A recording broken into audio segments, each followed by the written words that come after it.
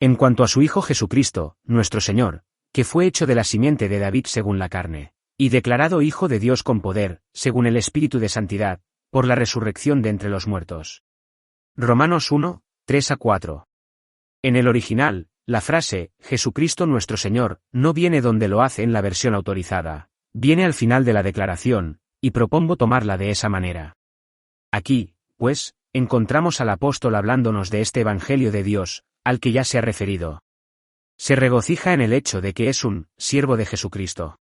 Está llamado a ser un apóstol, y está separado para el Evangelio de Dios, el cual nos dice que había sido prometido antes por sus profetas en las Sagradas Escrituras. Pero la pregunta es, ¿qué es este Evangelio de Dios sobre su Hijo? Eso es lo que comienza a desplegarnos aquí, y hay ciertas cosas, por lo tanto, que debemos considerar y enfatizar y subrayar de inmediato. El primer punto que tenemos que señalar es que el Evangelio se refiere al Hijo de Dios.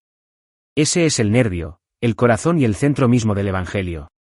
No hay tal cosa como el Evangelio cristiano, y no hay tal cosa como el cristianismo, aparte de él. El cristianismo, por definición, es Cristo mismo. Ahora bien, esto es algo, me parece, como se ve tan claramente en el Nuevo Testamento, sobre lo que no puede haber discusión o argumento alguno. No existe el cristianismo aparte de la persona de nuestro Señor y Salvador Jesucristo. Eso no significa que el Señor Jesucristo sea un portador de buenas noticias de Dios. No. Significa que Él mismo es la buena noticia. Es la persona y lo que la persona ha hecho. No es simplemente que Él es uno de una gran serie de profetas y de maestros que han sido levantados por Dios. No. Aquí hay una singularidad absoluta, Él mismo. Y Él mismo es absolutamente vital, y debe estar siempre en el centro y en la posición más prominente. Esto es lo que constituye toda la singularidad del Evangelio cristiano. Tome cualquier religión que desee, generalmente encontrará el nombre de un hombre asociado a ella, pero en ninguna de ellas puede decirse que el hombre en particular sea absolutamente esencial. Usted tiene el budismo, pero puede tener el budismo sin Buda. Se tiene el confucianismo, pero se puede tener el confucianismo sin Confucio. Es más o menos un accidente que un hombre en particular resulte ser quien proponga la enseñanza, pero el hombre en sí no es esencial para la enseñanza. Lo que es vital en todas estas religiones es la enseñanza en particular. Pero aquí, cuando se llega al ámbito de la fe cristiana, toda la posición es absolutamente diferente. Si se quita la persona, no hay mensaje en absoluto. No hay enseñanza. No hay nada. La conexión, en otras palabras, entre nuestro Señor mismo, como persona, y el cristianismo es obviamente algo que tiene un significado central. Permítanme darles otro contraste. Tomemos la ley que fue dada a los hijos de Israel por medio de Moisés en el Antiguo Testamento. Ahora bien, Moisés no era esencial para esa ley. Dios podría haber dado la ley igualmente a través de José o de cualquier otro. Eligió hacerlo a través de Moisés. Pero Moisés como persona no es una parte vital de ella, se puede tener la ley sin él. Pero aquí estamos en una situación totalmente diferente, todo el mensaje es sobre esta persona. Ahora estoy enfatizando esto por la buena y suficiente razón de que, aunque es casi increíble, es sin embargo el caso, que todavía hay personas que son capaces de considerarse a sí mismos como cristianos, y de enseñar lo que consideran como cristianismo, sin siquiera mencionar el nombre de esta bendita persona. Siguen pensando que el cristianismo es una relación particular con Dios, y que consiste solo en vivir un tipo de vida particular, y son capaces de hablar de él y aparentemente de practicarlo sin mencionar este nombre en absoluto. Pero seguidamente eso es la negación misma de toda la posición cristiana. El Evangelio de Dios, dice Pablo, es relativo a su Hijo, y no hay Evangelio, no hay buenas noticias aparte de él. La buena noticia está en esta persona, y en lo que vino a hacer, y en lo que hizo y logró.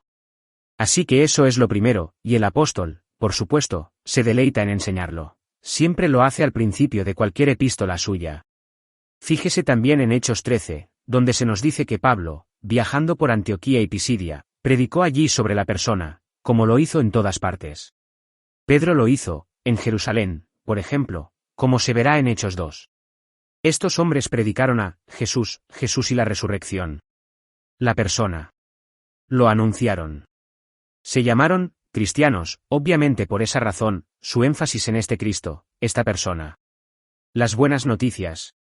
El Evangelio de Dios concerniente a su Hijo, y he estado enfatizando, en cierto sentido, la palabra concerniente, porque si concierne a esta persona, y a esta persona solamente. Así que ahora el apóstol pasa a decirnos quién es la persona, y noten que lo primero que nos dice sobre él es que es el Hijo de Dios. Esto, claramente, es de nuevo una de esas afirmaciones elementales, primarias y de toda importancia. Pablo, como ven, hace de inmediato esta gran afirmación, que es la esencia misma de la fe cristiana, que la persona histórica, Jesús de Nazaret, es el Hijo eterno de Dios.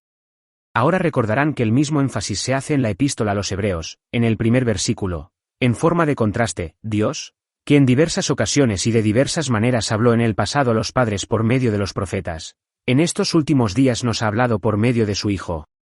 Y luego el autor pasa a mostrar la diferencia entre esta persona y todas las demás, su singularidad, es, la imagen expresa de su persona, etc.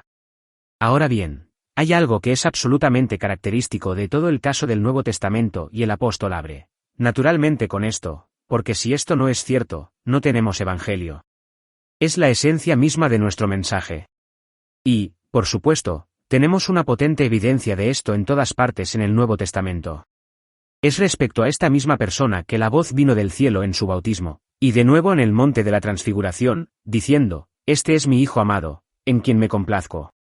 No podemos enfatizar esto demasiado, y es absolutamente esencial que, como pueblo cristiano en esta época moderna, con tanto pensamiento suelto, y una aversión a las definiciones y a la precisión, tengamos clara esta verdad, y estemos dispuestos a contender por ella y a luchar por ella, porque si la abandonamos, entonces, como digo, no tenemos cristianismo en absoluto. Esto, por supuesto, fue la afirmación que nuestro Señor hizo para sí mismo, y fue porque hizo esta afirmación que fue crucificado. Dijo en una ocasión, «Yo y el Padre somos uno», Juan 10:30, que ellos dijeron, «Se hace igual a Dios». Afirma ser el Hijo de Dios, y para ellos eso no era más que pura blasfemia. Y fue por esa razón que conspiraron juntos y dijeron que debía ser condenado a muerte, y apartado del camino. Este carpintero, pensaron, este tipo, este que no había pertenecido a las escuelas de los fariseos, estaba realmente afirmando que él era uno con Dios, el Hijo de Dios e igual a Dios. Fue por esa razón, digo, que él fue realmente condenado a muerte. Por lo tanto, debemos afirmar esto, es el primer gran pronunciamiento que hacemos como cristianos, que esta persona en particular es el eterno y sempiterno Hijo de Dios. Decimos que él no es un hombre que ha alcanzado la divinidad, como tantos han dicho, él es y siempre fue el eterno Hijo de Dios. Puede ser llamado su Hijo de una manera que nadie más puede. El unigénito del Padre, ese es otro término que se utiliza de él en el Nuevo Testamento. Los hombres han sido creados por Dios. Él no es creado. Y, el único engendrado, y por lo tanto está en una clase y una categoría totalmente propias. Y no es sorprendente, por supuesto, que encontremos que el Evangelio según Marcos, por ejemplo, comience con estas palabras, el principio del Evangelio de Jesucristo, el Hijo de Dios. De alguna forma o manera, todos comienzan de la misma manera, de modo que el apóstol, en la forma particular que emplea en esta epístola, condensando la doctrina en lugar de exponerla y elaborarla, nos está anunciando aquí que es un predicador de las buenas noticias relativas a lo que Dios ha hecho en el asunto, de su propio Hijo eterno, aquel que es Theo igual y Theo etemal con el Padre. Juan, por supuesto, lo expresa a su manera bien conocida, en el principio era el Verbo, y el Verbo estaba con Dios, y el Verbo era Dios. De nuevo es lo mismo, y es de la esencia misma de la fe cristiana. El Hijo de Dios, el unigénito, es aparte de todos los demás. Ahora bien, el apóstol Pablo, debemos observar su método, comienza con esta afirmación. Luego pasa a probar su afirmación, y lo hace poniéndonos dos afirmaciones separadas sobre el Hijo. Y esto, por supuesto, es el mensaje cristiano, esto es la historia cristiana, si se quiere, porque esta es la revelación de los hechos de los que deducimos todas nuestras doctrinas, y que constituye, por tanto, el mensaje cristiano. Y, qué importante es que observemos cuidadosamente lo que el apóstol dice aquí. Creo que encontraremos que cada palabra cuenta. Él atribuye un significado particular a todas las cosas que va a decir. Y observamos que en las dos afirmaciones que hace hay unos contrastes muy llamativos. Ahora obsérvenlo. El Evangelio se refiere al Hijo de Dios. Bien, ¿qué pasa con él? Él dice, hecho de la semilla de David, según la carne. Fue, declarado, por contraste con, hecho, ser el Hijo de Dios, no el Hijo de David, ser el Hijo de Dios con poder, según el Espíritu de Santidad, en contraposición, a según la carne, por la resurrección de Aquí, por supuesto, tenemos de la manera más asombrosa y sorprendente un perfecto resumen y sinopsis de la doctrina cristiana. ¿De qué trata el Evangelio? Bueno, el Evangelio no empieza con nosotros. No empieza con nuestros problemas y experiencias, etc. Es una gran proclamación y anuncio de algo que Dios ha hecho sobre este Hijo suyo, que estaba allí con él, en el seno del Padre, desde la eternidad, sin ningún comienzo, coetáneo con el Padre. ¿Qué ha sucedido entonces? Bien, dice el apóstol, lo primero que ha sucedido es que Él ha sido, hecho de la semilla de David, según la carne. Y aquí quiero mostrar cómo cada una de estas palabras es sumamente importante, y de muy gran significado. La frase se refiere a Él, que fue, hecho de la semilla de David.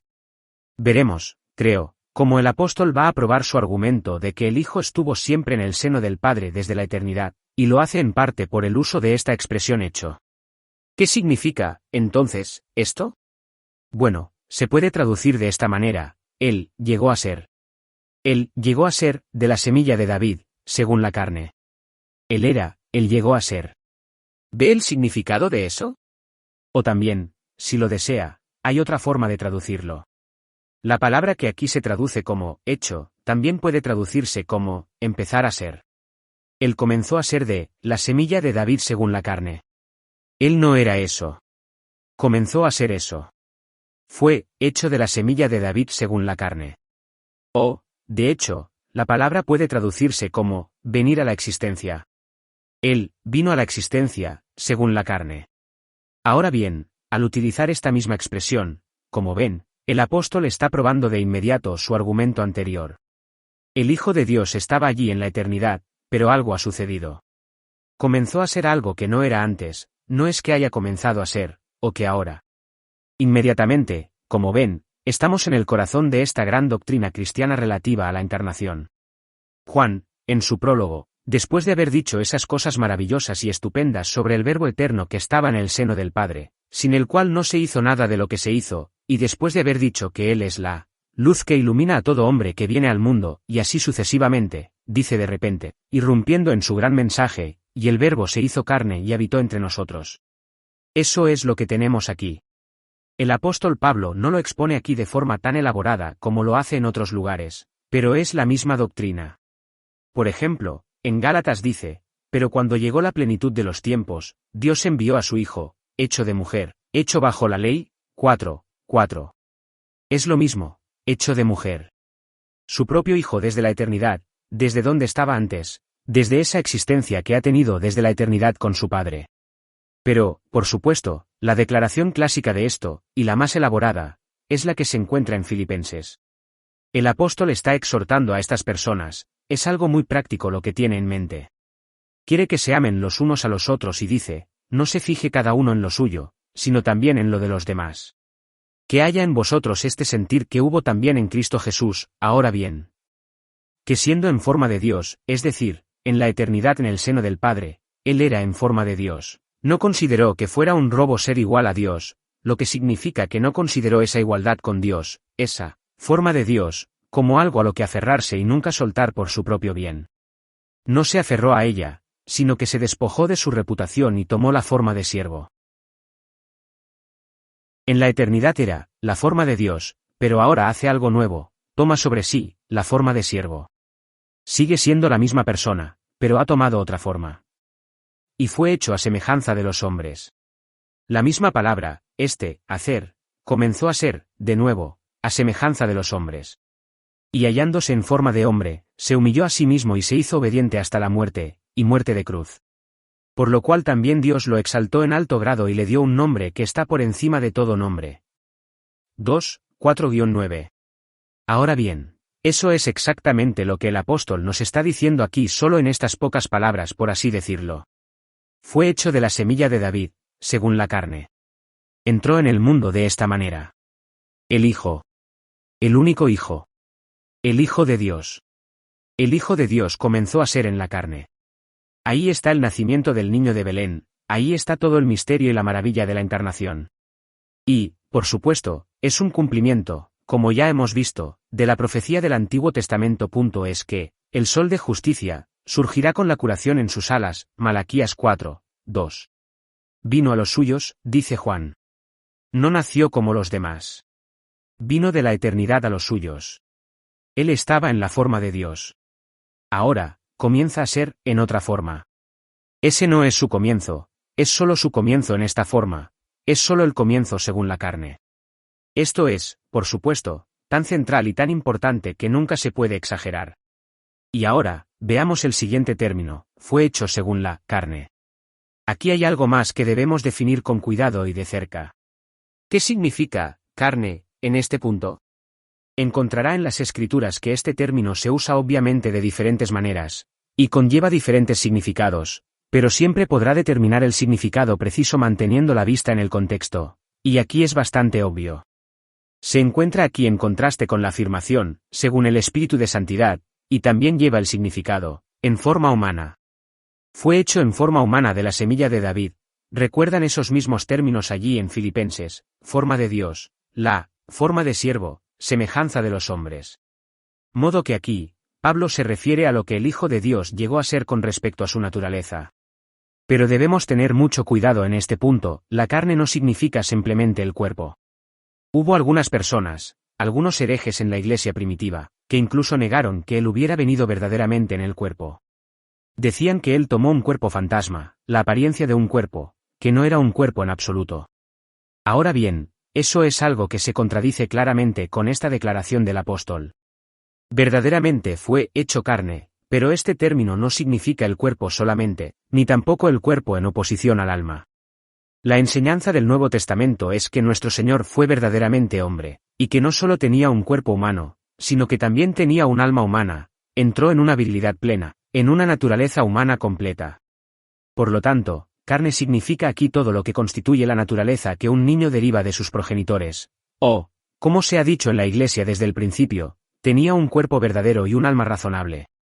En otras palabras, es un error pensar en nuestro Señor como el Hijo de Dios con solo un cuerpo humano. También tenía un alma humana. Tenía una mente humana. Tenía una razón humana. Y es esencial que tengamos eso en cuenta. Él no es nuestro Salvador si eso no es cierto. Él no puede salvar a los hombres a menos que se haga verdaderamente hombre en un sentido real. Por eso encontramos una afirmación como esta sobre él en Lucas 2:52, y Jesús crecía en sabiduría y en estatura, y en gracia ante Dios y los hombres. Podía aumentar, y lo hizo, tanto en sabiduría como en estatura. De modo que la afirmación es que tomó para sí una verdadera naturaleza humana, y tomó para sí esa naturaleza humana de la Virgen María. Y el resultado es que encontramos en los 4 evangelios que él no solo creció, sino que experimentó hambre, experimentó sed, experimentó dolor. Dijo que no sabía ciertas cosas. No sabía cuándo iba a llegar el fin del mundo, dijo que los ángeles no lo sabían, ni siquiera el Hijo. Como Hijo del Hombre ignoraba esa cosa en particular. Sufrió el dolor y murió literalmente. Ahora ven la importancia de afirmar su plena hombría. Ha habido herejes que han dicho que el Hijo eterno de Dios, el Cristo eterno, entró en el hombre Jesús en su bautismo y salió de él de nuevo en la cruz, de modo que el Hijo eterno de Dios no murió, fue solo el hombre Jesús quien murió. Eso es falso para la enseñanza del Nuevo Testamento. El eterno Hijo de Dios tomó sobre sí una verdadera naturaleza humana, no solo el cuerpo, sino el alma, y la razón, y la mente, y el entendimiento, y murió tan verdaderamente como cualquier ser humano ha muerto. Experimentó la vergüenza, el sufrimiento y la sed, y todo lo que se describe con tan notable detalle en los últimos capítulos de los 4 evangelios. Por eso digo que es el Hijo del Hombre, el Hijo de Dios. Se convirtió en Hijo del Hombre, y constantemente en sus días en la carne, se referiría a sí mismo como el Hijo de él.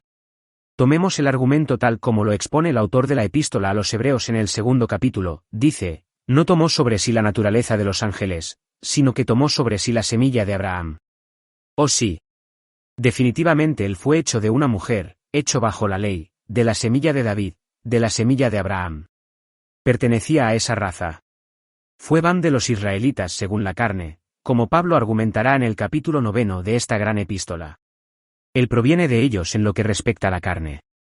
Ahora bien, eso es lo tremendo que el apóstol está diciendo aquí, que él tomó esta nueva forma, esta forma humana. Él fue hecho en la semejanza de los hombres, y usted encontrará a Pablo en esta misma epístola de nuevo, en el capítulo 8, diciendo, Dios envió a su Hijo en la semejanza de carne pecaminosa. No en carne, pecadora, sino en semejanza de carne pecadora, y así sucesivamente. Es importante que nos aferremos a estas cosas. Ahora veamos la siguiente expresión, que es la semilla de David. En su carne y en esa forma humana él era de la semilla de David. Y noten que esta es la descripción que tan constantemente se da de él en el Nuevo Testamento. Mateo comienza de inmediato diciendo, el libro de la generación de Jesucristo, el hijo de David, el hijo de Abraham. Ahí está, y de eso se trata. Ese es el Evangelio. Esta persona es el hijo de David, hijo de Abraham, y por supuesto, la gente lo reconoció. ¿Recuerdan al ciego de Jericó? Le gritó diciendo, Hijo de David, ten piedad de mí. Esto es algo que encontramos en todas partes. Encontrará al apóstol Pablo diciendo en 2 Timoteo 2:8, recuerda que Jesucristo, de la semilla de David, resucitó de entre los muertos según mi evangelio. ¿Por qué, entonces, este énfasis en la semilla de David? ¿Cuál es su significado? ¿Por qué lo menciona de nuevo aquí cuando solo está introduciendo su tema? ¿Y por qué lo hace en otros lugares? La respuesta es, como vimos en el sermón que predicó el apóstol en Antioquía de Pisidia, que el significado de esto radica en el hecho de que Dios había hecho esta promesa específica al rey David, de que de sus lomos y de su semilla vendría el gran Mesías, el gran Rey eterno, que establecería su reino eterno. Si usted recorre el Antiguo Testamento y mira las profecías, encontrará que Dios acota su promesa de esta manera.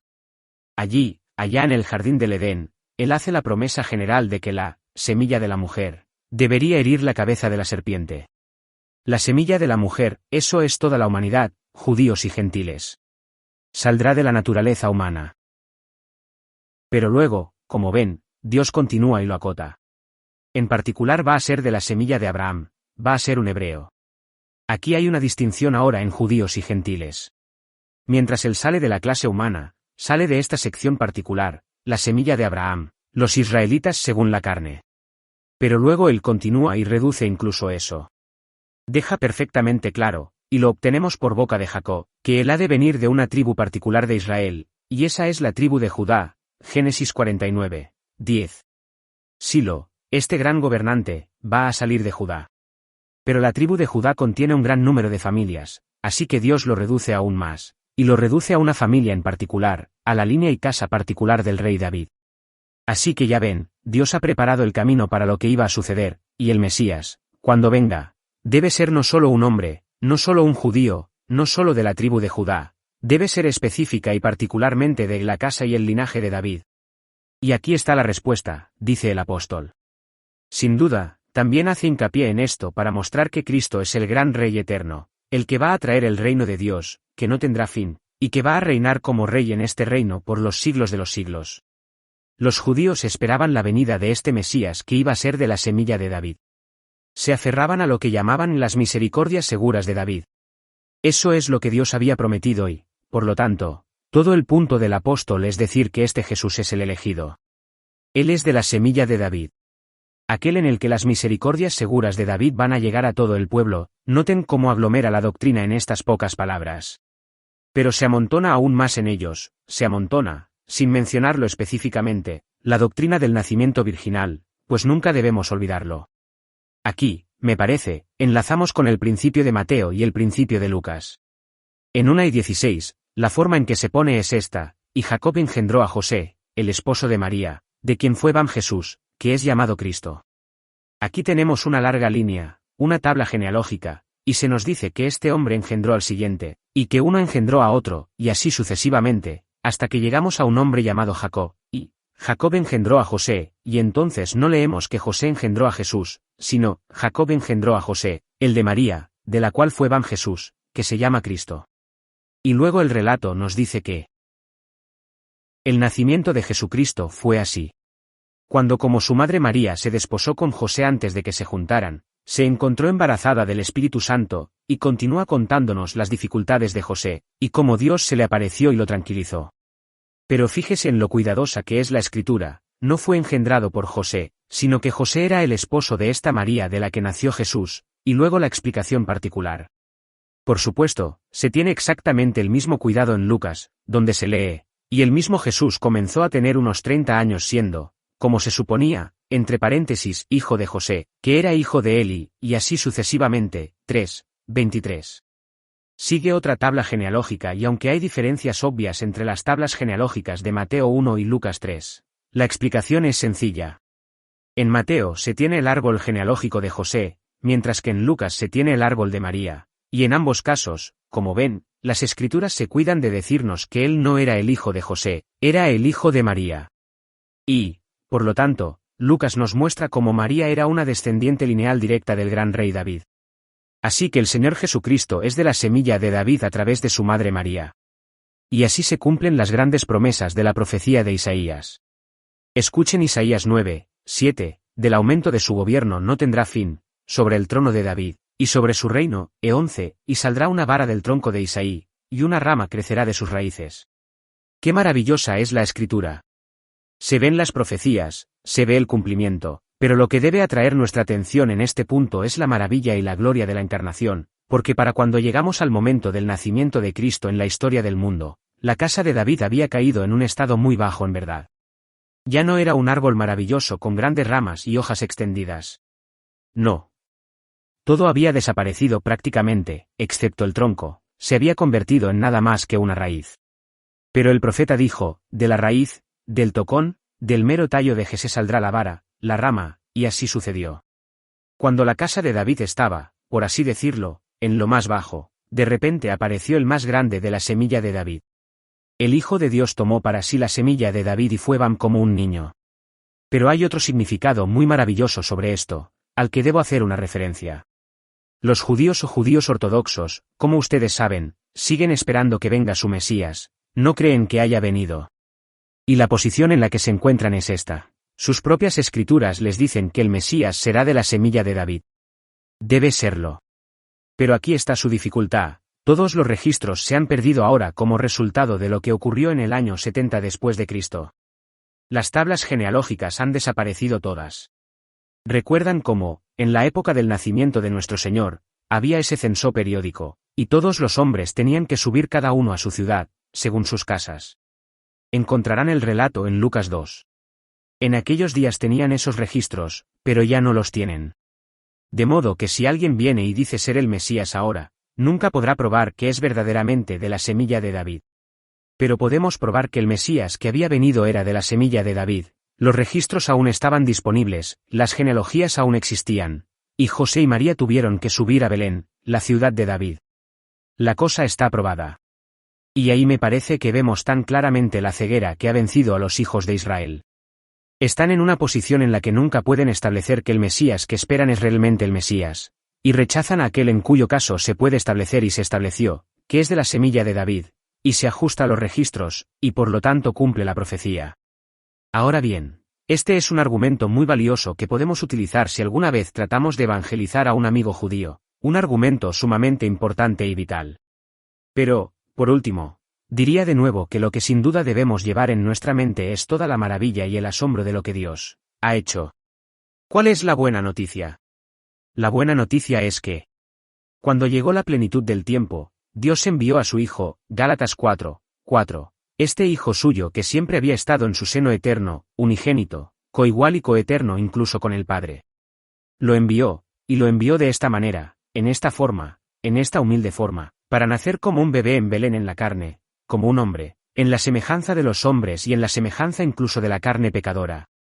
Se rebajó tanto por nosotros, los hombres, y por nuestra redención. Escuche a Carlos Wesley exponerlo a su manera. Cristo, por el más alto cielo adorado. Cristo, el Señor eterno. Tarde en el tiempo vedle llegar. Descendencia del vientre de una virgen. Velado en carne la divinidad ver. Salve, la deidad encarnada. Complacido como el hombre con el hombre para habitar, Jesús, nuestro Emanuel. Dios con nosotros. Esta es la doctrina que el apóstol nos presenta en este punto. Me pregunto si hay alguien que sienta que no es necesario que haya dedicado todo este tiempo a enfatizar todo esto. ¿Hay alguien que sea lo suficientemente tonto como para decir, mire, no me interesa la doctrina cristiana, no entiendo todo esto, y no tengo tiempo para escuchar la enseñanza sobre la encarnación y su énfasis en el hecho de que no era un cuerpo fantasma? No puedo ser molestado con todo eso. Mi querido amigo, tenga cuidado. Los primeros 3 o 4 siglos de la era cristiana se pasaron en gran medida en la iglesia infantil luchando por esto mismo. Surgieron herejías que negaban la humanidad de nuestro Señor o su deidad, o negaban que hubiera venido realmente en la carne, o que hubiera sufrido realmente. Y los padres de la iglesia vieron muy acertadamente que si estas cosas se perdían, el evangelio se perdería, y que no habría salvación ni evangelio que predicar. Y eso no solo es cierto en los primeros siglos, sino también hoy. Les leo algo que he leído esta misma tarde en un semanario religioso que salió ayer. Escuchen esto, el título es Judíos y Cristianos. El escritor dice, y es el exdirector de un colegio teológico, el primer libro del Dr. Martin Buber, que es un gran erudito judío, que llegó a mis manos fue el famoso escrito Yo y tú. Estaba muy metido en él cuando descubrí, o empecé a sospechar, con un desconcierto incrédulo, que tal vez no se llamara a sí mismo cristiano. Este profesor de teología se sorprendió y desconcertó al descubrir que Martin Buber no se consideraba cristiano. Ahora sé que no se profesa cristiano, pero entonces, profesarse cristiano y serlo son cosas muy diferentes. Dios sabe, y yo no, si Martin Buber es cristiano. Ahora bien, el Dr. Martin Buber dice que no es cristiano, y no es cristiano porque no cree en esta doctrina que les he estado exponiendo esta tarde. Es judío y no cree que el Mesías haya venido. Pero aquí hay un hombre que dice, bueno, eso no importa, probablemente sea un cristiano, aunque no diga que lo es, aunque no crea que Dios ha venido en la carne, o que el Verbo se hizo carne y habitó entre nosotros, aunque no diga eso, es un cristiano porque es un buen hombre. A eso se llega. Pero escuche más de esto, es fácil decir que los judíos rechazaron a Cristo y todavía lo rechazan, pero, ¿es verdad? Luego pregunta, ¿es cierto que ciertas personas como Claude Montefiore y el señor Goyans todavía lo rechazan? Estoy pensando ahora no en la doctrina del cristianismo sino en su relación personal con Cristo. Parece como si Cristo pudiera ser aceptado y rechazado de muchas maneras. El escritor quiere decir con esto que un hombre puede decir que no cree que Jesús de Nazaret sea el Hijo de Dios, sin embargo, puede ser un buen cristiano. De hecho, aún hay más, en su conclusión. Estoy seguro, sin embargo, de que es bueno abandonar el uso de etiquetas. Un hombre puede llamarse a sí mismo cristiano, otro puede llamarse judío, pero cuando has oído eso, ¿tienes alguna idea clara sobre lo que cualquiera de ellos es en su corazón, o lo que cualquiera de ellos es en su corazón y en sus creencias de vida? Modo que aunque un hombre pueda protestar que es judío y no cristiano, según esta autoridad puede ser un excelente cristiano. Vivimos días desesperados, amigos míos. El hombre que ha escrito este artículo es uno de los mayores defensores del Consejo Mundial de Iglesias. Es un hombre que dice que hoy debemos unirnos todos, debemos dejar de lado nuestras etiquetas.